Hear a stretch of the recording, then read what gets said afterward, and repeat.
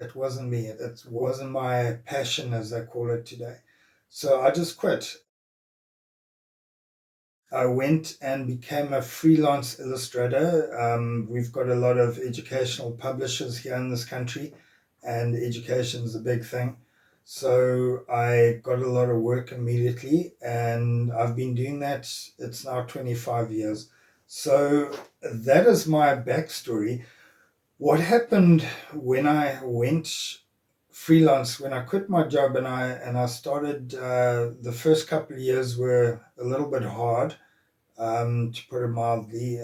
Getting known was very difficult. It didn't just fall into my lap. I had to work hard to actually get these commissions and build a name.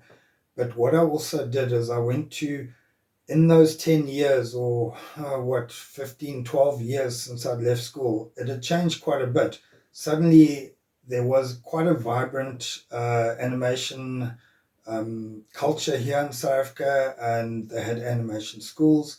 And the studios that I mentioned earlier, the two world class studios we have here, and more, but there's two specifically in Cape Town, they were just starting up, and I got introduced to this. I went and did some jobs for a few studios, basic stuff, coloring, mostly on weekends and stuff like this, filling and very badly paid.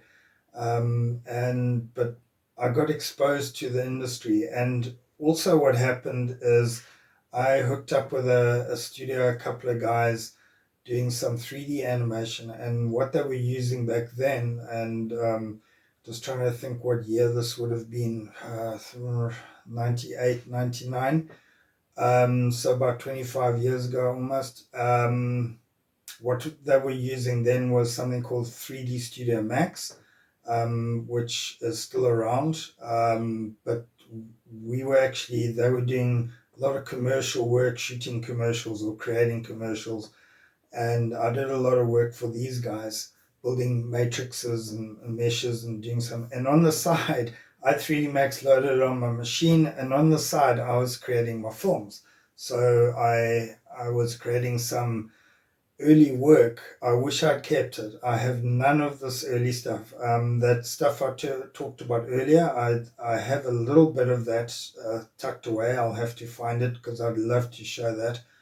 But this 3D stuff, nothing. I've been through a lot of computers since then, and I've lost a lot of stuff. Even, we used to put stuff on not hard drives.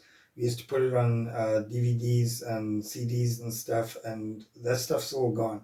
So I've got very little left of that. But I was exposed to animation. Also went to apply to animation school, and I was accepted, and that was at the age of 30, and I never followed through. I never actually, they were going to make it a part-time course for me. It was a three-year diploma or degree, and I was going to do it in, I think, 4 years part-time, because I had to work. I had to do illustration work. And I remember going in there, and I was all of 30, which was ancient, in because when I went in there, all these kids were 17, 18, the age I was when I left school. And at 30, and you're looking at your classmates to be, and they're 18, there's a big gap. There's not as much of a gap from 40 to 50, but from 30 to 18 or 20, there's a massive gap. So I just didn't do it, and I regret that to this day. That was 25 years ago. I just didn't follow through.